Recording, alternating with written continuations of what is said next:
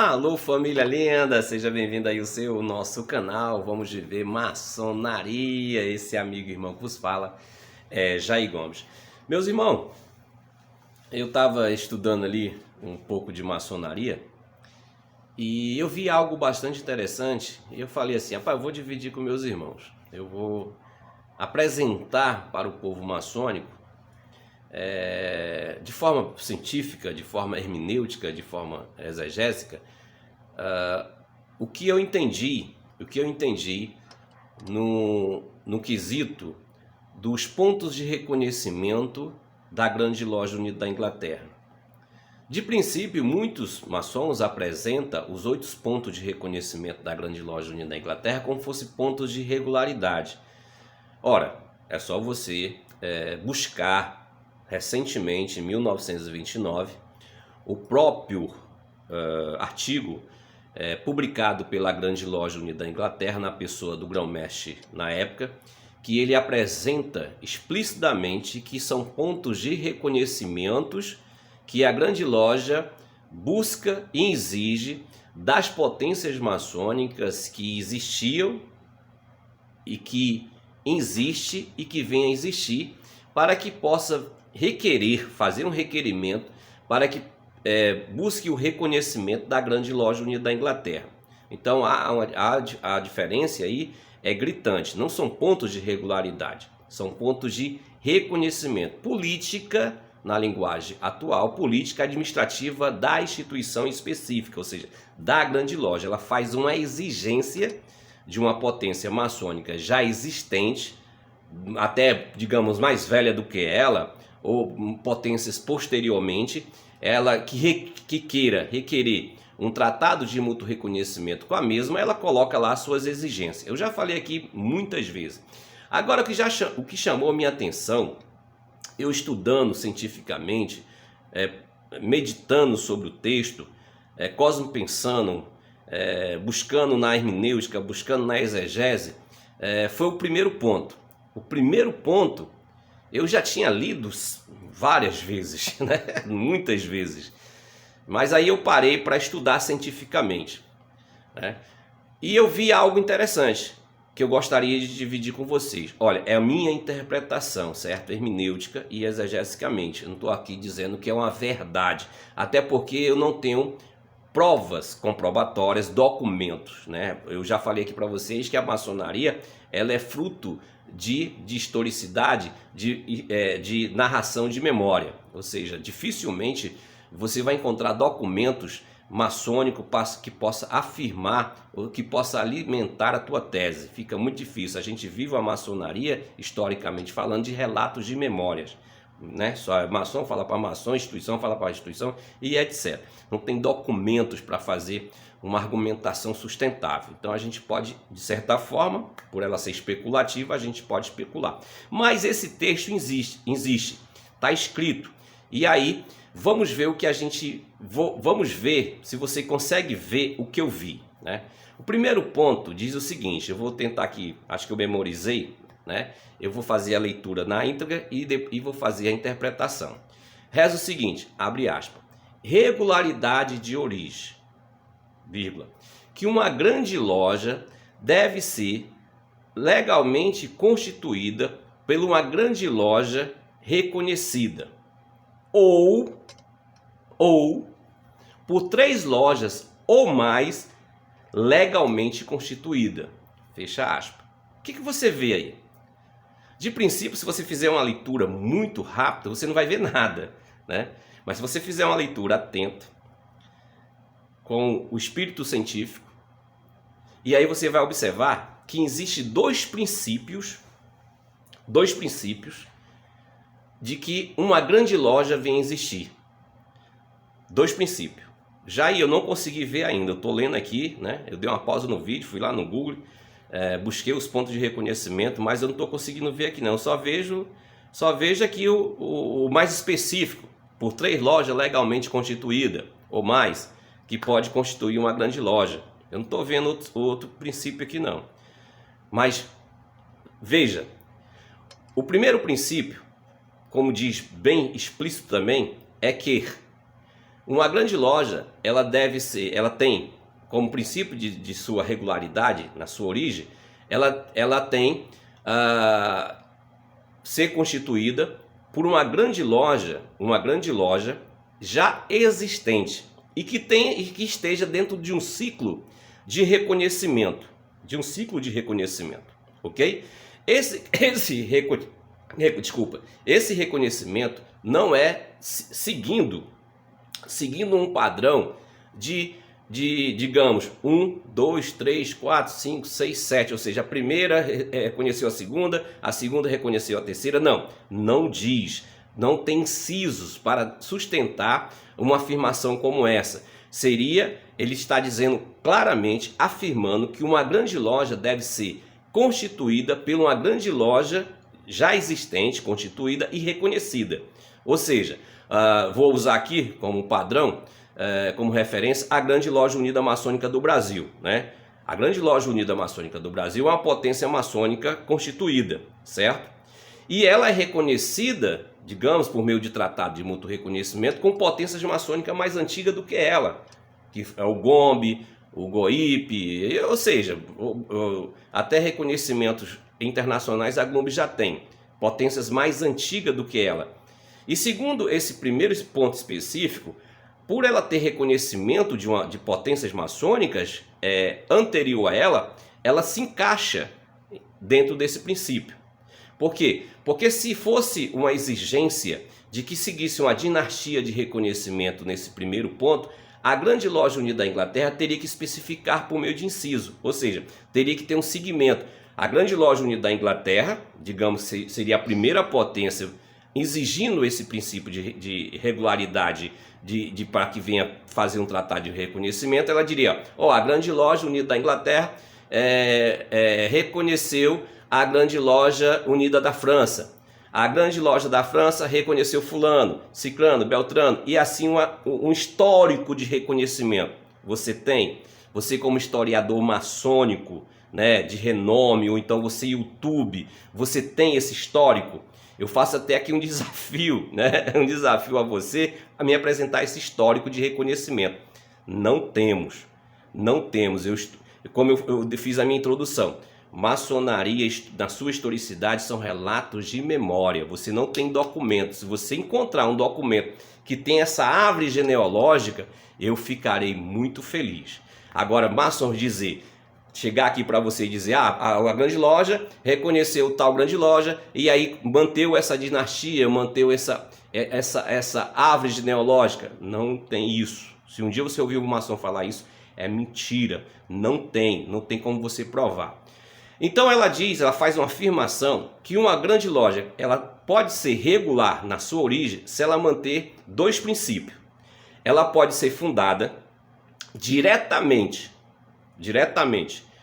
por uma grande loja já existente e reconhecida, digamos, né, como ela diz, né, não diz ser reconhecida por ela, não diz ser reconhecida pelo Grande Oriente do Brasil, não tem uma dinastia, mas que ela seja reconhecida pela uma potência já existente, como eu dei o exemplo da GLUMB. Uma potência já existente anterior à GLUMB reconheceu ela. Então a gente está dentro desse princípio de regularidade do que consiste esse primeiro ponto de reconhecimento da Grande Loja Unida da Inglaterra. O segundo ponto de existência de grande loja está explícito, não tem que se questionar. 3 lojas legalmente constituídas ou mais pode fundar uma grande loja. Aí você tem historicidade, aí você tem provas comprobatórias, você tem documentos, porque você busca até a própria história da Grande Loja Unida da Inglaterra. Ou seja, aqui, segundo James Andes, reuniu-se 4 lojas maçônicas e deu-se início à Grande Loja Unida Grande Loja Unida de Londres, que logo depois passou-se a denominar Grande Loja Unida da Inglaterra. Aqui no Brasil, nós vamos ter o Grande Oriente do Brasil, né, que foi fundado por 3 lojas maçônicas. Nós vamos ter as grandes lojas estaduais, nós vamos ter o GOMB, nós vamos ter a GLUMB, nós vamos ter várias potências maçônicas que foi constituída segundo esse princípio de 3 lojas maçônicas legalmente constituídas. Mas a pergunta hermenêutica é: como funciona esse primeiro princípio? Como seria esse primeiro princípio de fundação de uma grande loja? Como diz o texto, como diz a narrativa do texto. Que uma grande loja, por existir, por ser reconhecida, por estar legalmente constituída, ela tem prerrogativa de constituir novas grandes lojas. Como seria esse processo? Eu te pergunto, como seria esse processo? Já que há uma distância do segundo princípio. No segundo princípio são 3 lojas legalmente constituídas. E não diz que essa grande loja, no primeiro princípio, tem 3 lojas legalmente constituídas. Não está dizendo, ela está falando que há um segundo princípio. Esses 2 princípios não estão mesclados. O primeiro princípio, acredita-se que não tem lojas jurisdicionadas. Não tem loja. É simplesmente por meio de uma ortogação de uma grande loja existente. Olha aí como é interessante você estudar um texto de forma exegésico e hermenêutico, né? Olha só o que você vai descobrindo num simples texto. Se esse primeiro princípio de uma grande loja constituir uma grande loja, já existisse loja jurisdicionada a ela, não haveria necessidade do segundo princípio. Não haveria. Era simplesmente grande loja constituindo grandes lojas, grande loja constituindo grande loja, e etc. Quando se coloca ou, e quando se faz a afirmação que uma regularidade na origem nasce de um princípio de uma existência de 3 lojas ou mais maçônica constituída, então há duas formalidades de constituir uma grande loja. A primeira, segundo as minhas pesquisas, eu encontrei uma chave exegésica. Eu encontrei. Já aí apresenta para nós outro, como tu acredita que seja esse primeiro princípio de uma grande loja constituir uma outra grande loja, sem o segundo princípio, ou seja, sem nenhuma loja existente. Por meio, como diz o Landmark de Mackay, ele apresenta que a criação de cartas constitutivas é algo totalmente contemporâneo. Não é do princípio da maçonaria especulativa. Não havia essa ortogação, essa apresentação ou esse concedimento de cartas constitutivas. A Grande Loja Unida de Londres, logo depois Grande Loja Unida da Inglaterra, ela foi fundada segundo o segundo princípio, não segundo o primeiro. Não foi uma potência maçônica existente que constituiu a Grande Loja Unida de Londres. Vamos usar a Grande Loja Unida da Inglaterra, ok? E nem também, trazendo-nos para o Brasil, o Grande Oriente do Brasil, nos seus primórdios, também não foi fundado por uma grande loja ou um Grande Oriente já existente. Foi fundado pela união de 3 lojas. Assim está na historicidade da maioria, diria 99%. Eu vou deixar 1% para que de repente você me apresente uma grande loja que foi constituída por meio de uma carta constitutiva direto. Eu tô buscando entender que a única forma de você conceder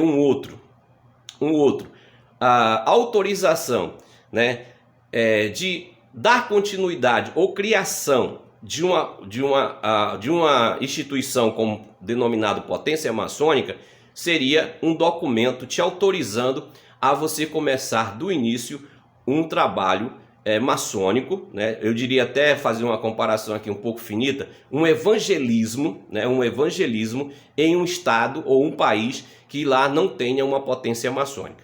Então vamos buscar aqui como exemplo, bem simples para você entender. Digamos que lá no princípio, né, quando a Grande Loja Unida da Inglaterra, ela queria expandir a maçonaria para o mundo, na China não tinha maçom.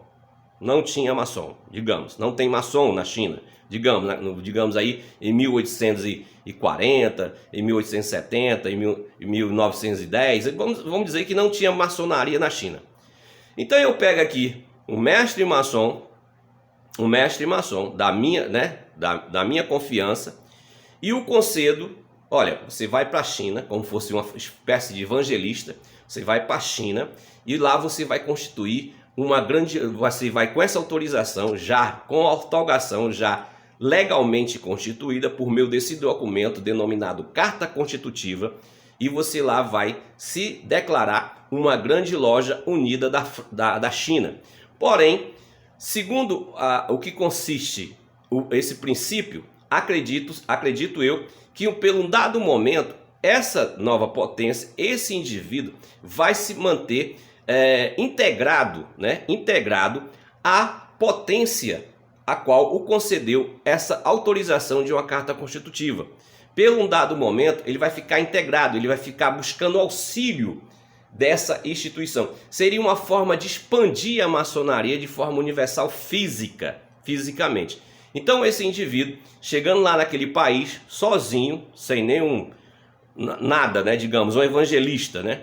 E aí ele começa a falar de maçonaria, ele começa a escrever alguns textos, começa a conversar na mesa de um bar e começa a alinhar pessoas, evangelizando pessoas. E um dado momento ele consegue ter ali pessoas para iniciar, ele consegue conquistar pessoas para iniciar.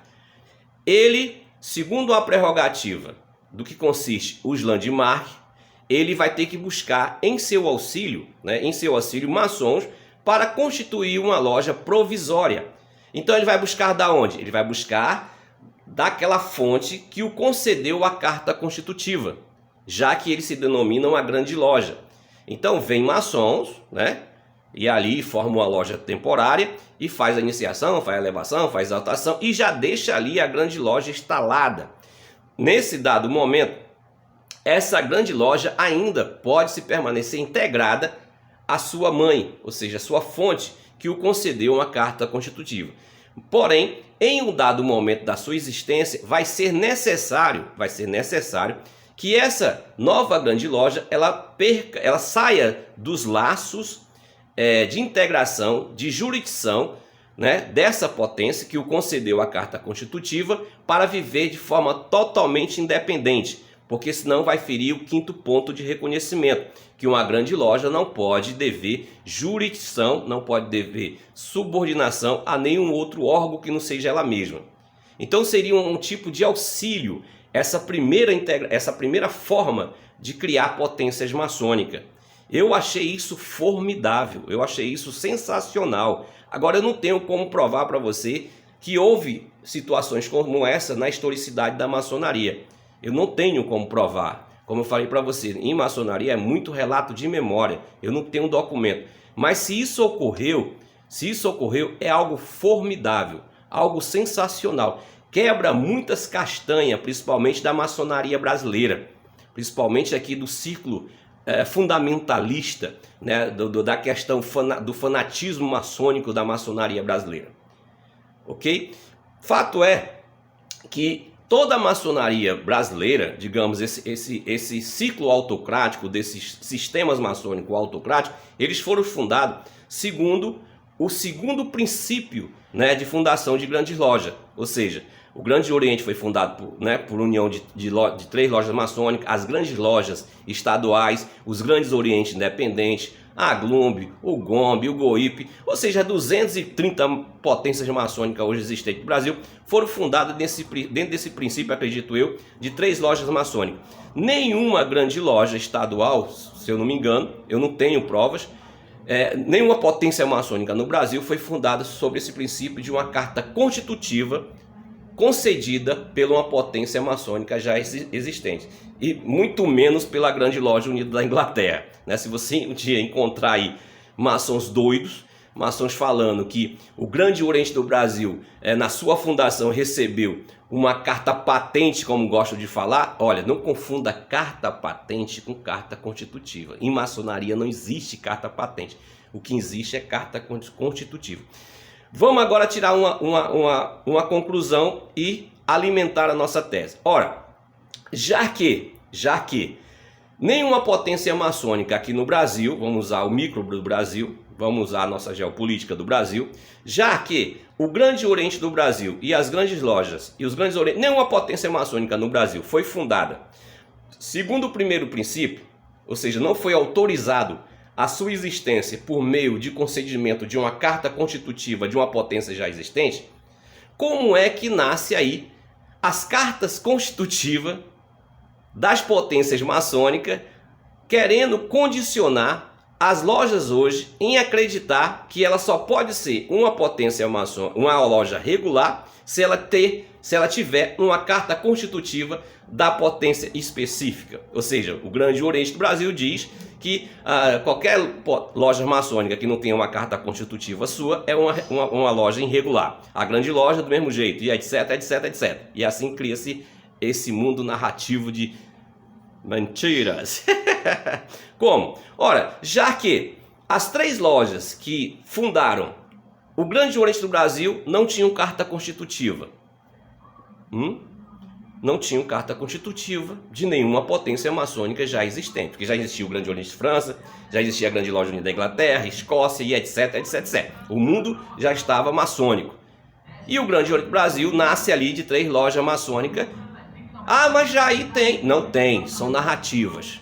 Nenhuma loja maçônica no Brasil nasceu com cartas constitutivas. Se você querer acreditar nisso, o problema é seu. Nasceu de união de maçons. O ser maçom se reuniram e fundaram uma loja maçônica. Que é o segundo princípio. Segundo princípio, maçom se reúne, funda a loja maçônica. E aí 3 lojas maçônicas, cria-se uma potência maçônica.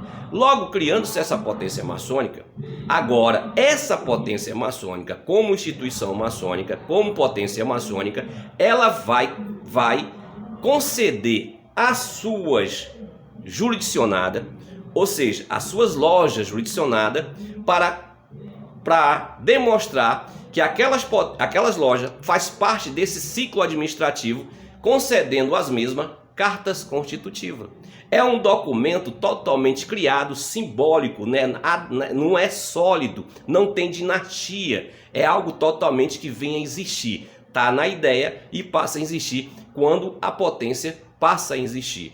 A Glumb hoje, por exemplo, foi constituída por 3 lojas maçônicas, que essas lojas maçônicas não tinham carta constitutiva. A partir do momento que se constituiu a Glumb, agora as lojas têm cartas constitutivas da Glumb. Assim foi com o Grande Oriente do Brasil, assim com a Grande Loja, assim com o Grande Oriente Independente e etc, etc. Cartas constitutivas é um documento a qual a potência emite para suas jurisdicionadas que aquela potência faz parte daquele corpo administrativo. É um documento simbólico da parte da potência para que aquela instituição ela tenha como demonstrar em documento que faz parte daquela jurisdição. Ou seja, não, a pessoa pega, você pertence a qual instituição? A loja. Aí você pega a sua... Não, tá aqui, eu pertenço ao Grande Oriente do Brasil, tá aqui minha carta constitutiva, né? O meu documento comprobatório, beleza. Se você não tem nenhuma carta constitutiva de nenhuma instituição, você é uma loja livre.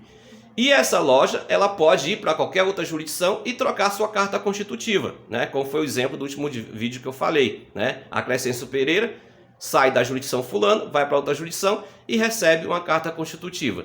No caso, eu vou trazer aqui um caso que foi também a Fortaleza, a Porongaba, né? Número 2, que saiu da jurisdição da Grande Loja, foi para o Grande Oriente do Brasil. E lá recebe uma nova carta constitutiva do Grande do Brasil, aqui entrega e assim vai. É um documento simplesmente comprobatório para dizer que você está ali jurisdicionado. Não te dá regularidade. A tua regularidade está na origem. O ser maçom regular, funda-se lojas regulares funda-se potências regulares. Eu acho que eu fui bastante pedagógico. Existe fazendo aqui um resumo.